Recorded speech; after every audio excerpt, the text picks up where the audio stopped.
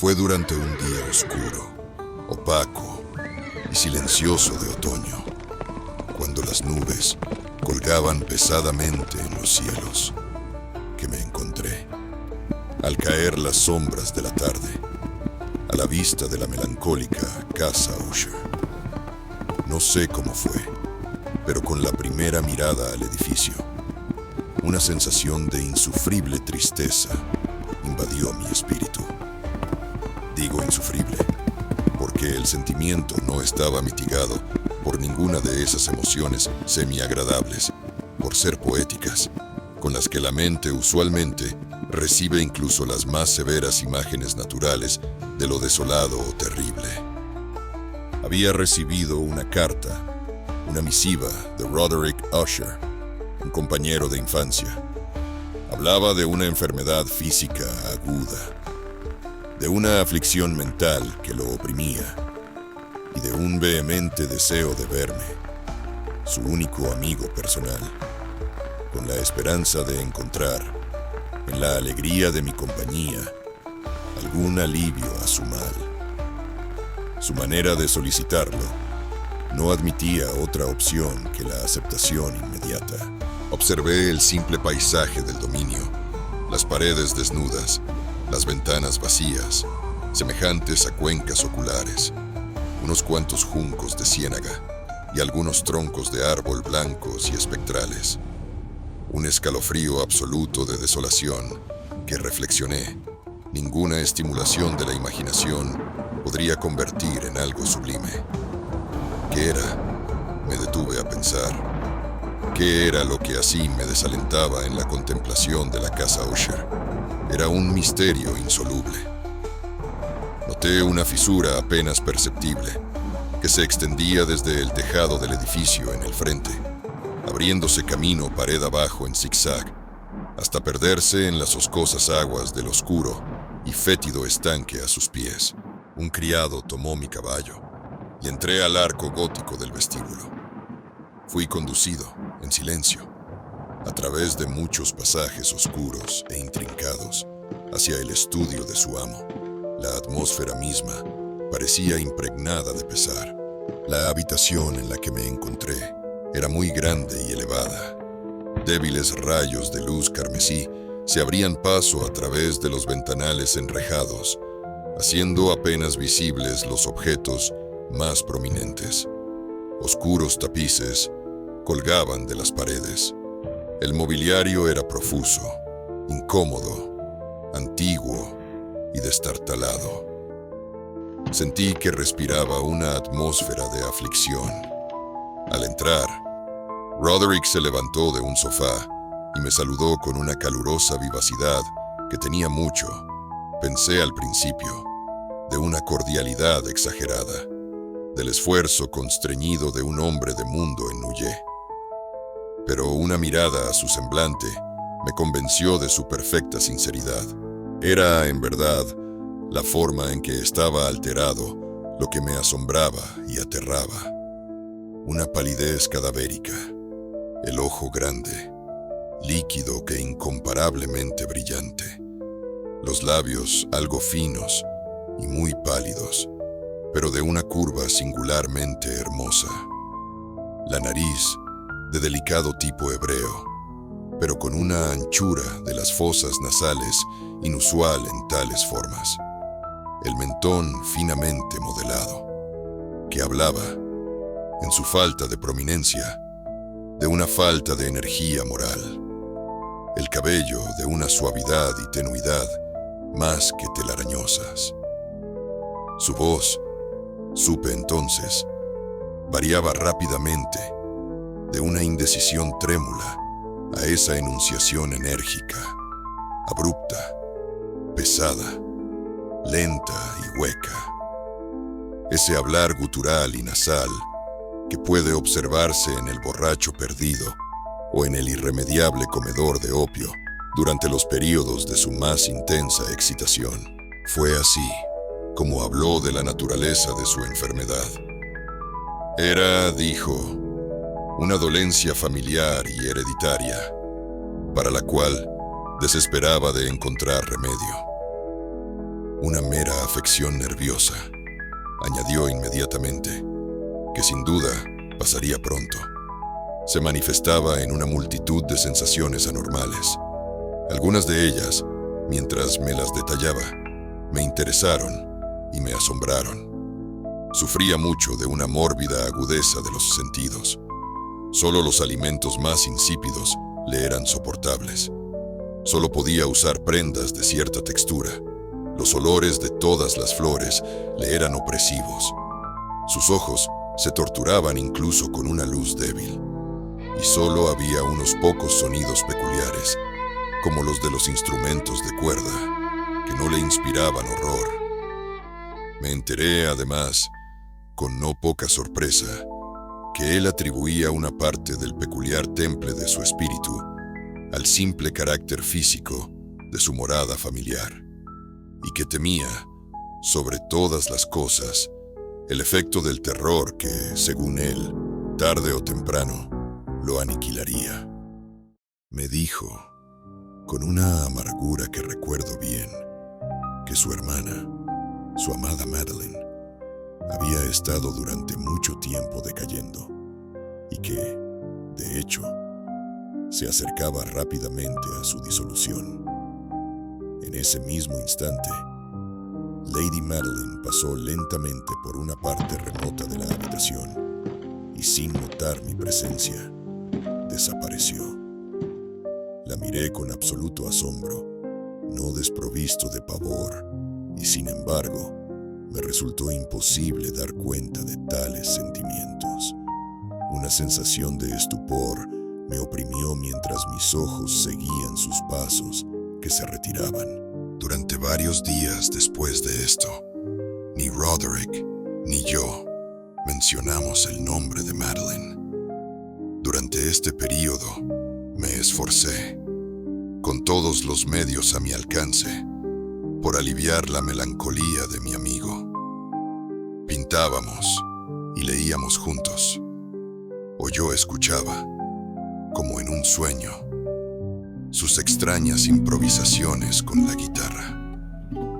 Y así, a medida que una intimidad cada vez más estrecha me admitía más sin reservas en los recovecos de su espíritu, llegué a percibir con amargura la inutilidad de todo intento de alegrar una mente de la cual la oscuridad, como una cualidad inherente y positiva, se derramaba sobre todos los objetos del universo moral y físico, en una incesante irradiación de tristeza. Una tarde, Roderick me informó abruptamente que Lady Madeleine ya no existía. Su intención, me dijo, era preservar su cuerpo durante 15 días, antes de su entierro definitivo, en una de las numerosas criptas dentro de las paredes principales del edificio. La razón mundana asignada para este peculiar proceder fue una que no me sentí con libertad para disputar. Como hermano, me dijo, había tomado esta resolución en consideración del inusual carácter de la enfermedad de la difunta y de ciertas preguntas importunas y ansiosas por parte de sus médicos. A petición suya, le ayudé personalmente en los preparativos para este sepelio temporal. El cuerpo, una vez en el ataúd, lo llevamos juntos a su lugar de reposo. La cripta en la que lo depositamos estaba, por lo que pude ver, a gran profundidad, directamente debajo de la parte del edificio en la que se encontraba mi propio dormitorio.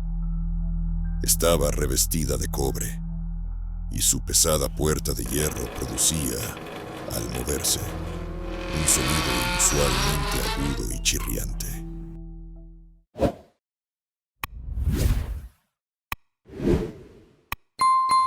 Fue después de algunos días de este encierro que observé un cambio perceptible en los síntomas del desorden mental de mi amigo. Sus maneras habituales habían desaparecido. Sus ocupaciones ordinarias eran descuidadas u olvidadas. Vagaba de habitación en habitación con pasos apresurados, desiguales y sin objeto. La palidez de su semblante había adquirido, si era posible, un matiz más espectral, pero la luminosidad de su ojo había desaparecido por completo.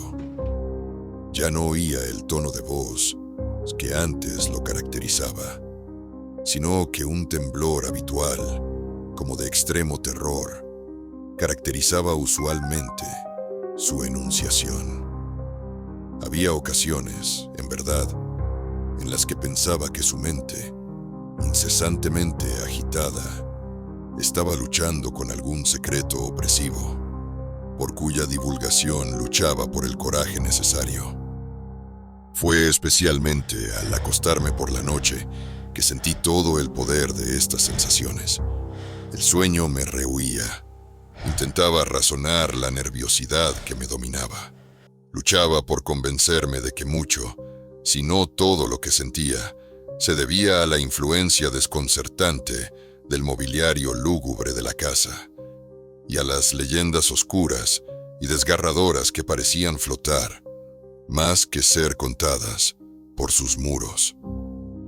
Pero mis esfuerzos eran inútiles. Una opresión irresistible invadía gradualmente mis pensamientos. Hacia la séptima u octava noche, después de colocar a Lady Madeline en la cripta, experimenté todo el poder de tales sentimientos. No podía dormir. La oscuridad era absoluta. Traté de escuchar, pero no podía discernir nada más que el latido de mi propio corazón. Una violenta tempestad rugía afuera, pero en medio de esta furia elemental, oí, o creí oír, ciertos sonidos bajos e indeterminados que parecían provenir de una dirección muy lejana y que al principio no pudieron despertar en mí más que una vaga alarma. Me vestí apresuradamente, pues sentía que no dormiría más esa noche, y comencé a pasearme por la habitación. Poco después, Roderick entró en mi aposento. Llevaba una lámpara. Su rostro, como de costumbre, estaba cadavéricamente pálido. Pero además, había una especie de alegría demencial en sus ojos, una histeria evidentemente contenida en toda su conducta. Me preguntó si yo la había visto. Se refería, supuse, a la tormenta. Luego se acercó a una ventana. La abrió de par en par a la noche. El efecto impetuoso del viento entrante casi nos levantó del suelo. Decidí leerle algo para pasar así la terrible noche. El libro que había escogido era El Loco Triste, de Sir Launcelot Canning, pero lo había llamado así solo en broma por su título altisonante. Comencé a leer, y Roderick, que se había sentado frente a mí, escuchaba con una atención febril. Apenas había llegado a una frase particularmente resonante, donde Ethelred, el héroe del Triste, después de haber intentado en vano obtener una admisión pacífica en la morada del ermitaño, procede a abrirse paso con su maza, cuando me pareció que, desde alguna parte muy remota de la mansión, llegaba débilmente a mis oídos lo que podría haber sido, por su exacta similitud de carácter, el eco mismo, ahogado y hueco, del crujido y desgarro de la madera que mi fantasía había pintado tan vívidamente. Continué la historia, y Ethelred, ahora entrando por la puerta rota, encontró al dragón que guardaba un palacio de oro con lengua de fuego. Y Ethelred levantó su maza, y ahora golpeó sobre la cabeza del dragón, que cayó ante él, y entregó su pestilente aliento con un chillido tan horrible y áspero y penetrante, que Ethelred se vio obligado a taparse los oídos con las manos contra el espantoso ruido, como nunca antes había oído. Aquí de nuevo me detuve bruscamente. y ahora con una sensación de violento asombro, pues no podía caber duda de que, en esta ocasión, había oído realmente, aunque desde qué dirección no podía decir, un grito bajo y aparentemente distante, por áspero, prolongado y singularmente penetrante y rechinante, la contraparte exacta del grito antinatural del dragón, tal como lo había imaginado el escritor. Hice una pausa, pero continué. Y ahora el valiente campeón, habiendo escapado de la terrible furia del dragón, recordó el escudo de bronce que colgaba de la pared, y quitándolo, lo arrojó con fuerza sobre el suelo de plata del castillo, que resonó con un eco poderoso y terrible. No bien estas sílabas habían escapado de mis labios, cuando, como si un escudo de bronce hubiera de hecho en ese instante caído pesadamente sobre un suelo de plata, oí clara y distintamente, pero como si estuviera ahogado y hueco, un eco metálico y reverberante. Completamente anonadado, salté sobre mis pies. Roderick se mecía en su silla.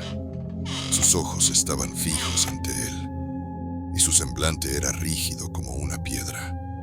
Pero mientras lo miraba, vi que sus labios temblaban como si estuviera murmurando algo inaudible. Se acercó lentamente a mí. Su voz, cuando finalmente habló, estaba contenida, como si no quisiera ser oído. Sin embargo, cada sílaba penetraba en mis oídos con una claridad aterradora. Me dijo, con una voz que nunca olvidaré: ¿no lo oyes? Sí, lo oigo y lo he oído. Largo, largo, largo. Muchos minutos, muchas horas, muchos días lo he oído, pero no me atreví. Oh, ten piedad de mí, miserable desgraciado que soy. No me atreví a hablar. La hemos puesto viva en la tumba.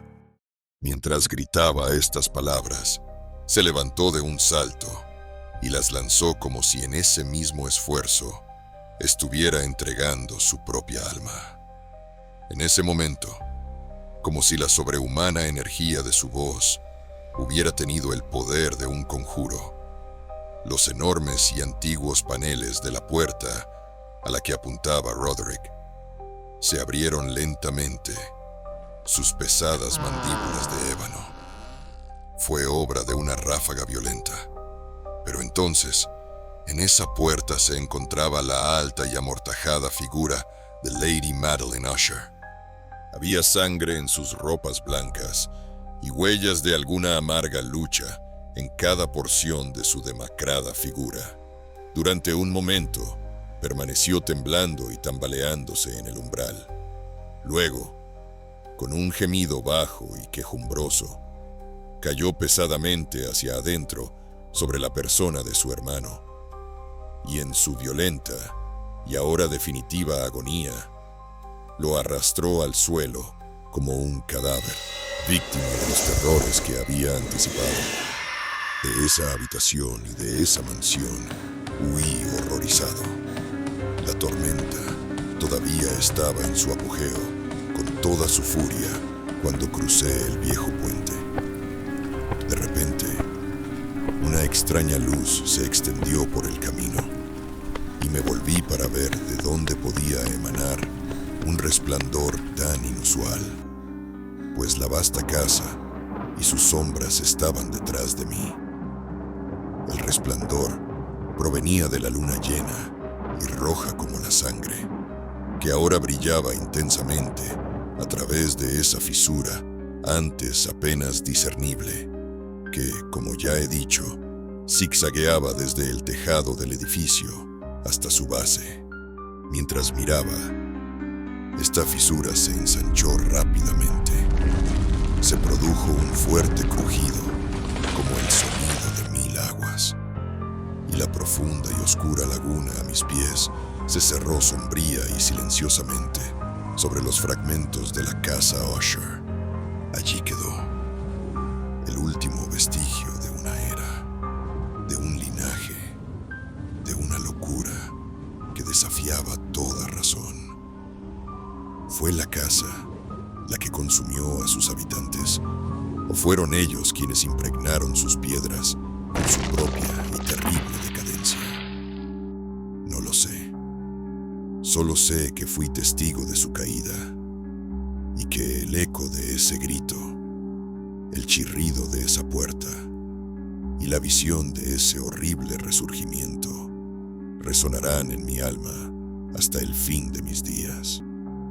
El estanque se cerró, llevándose consigo el misterio, la maldición y a los Usher.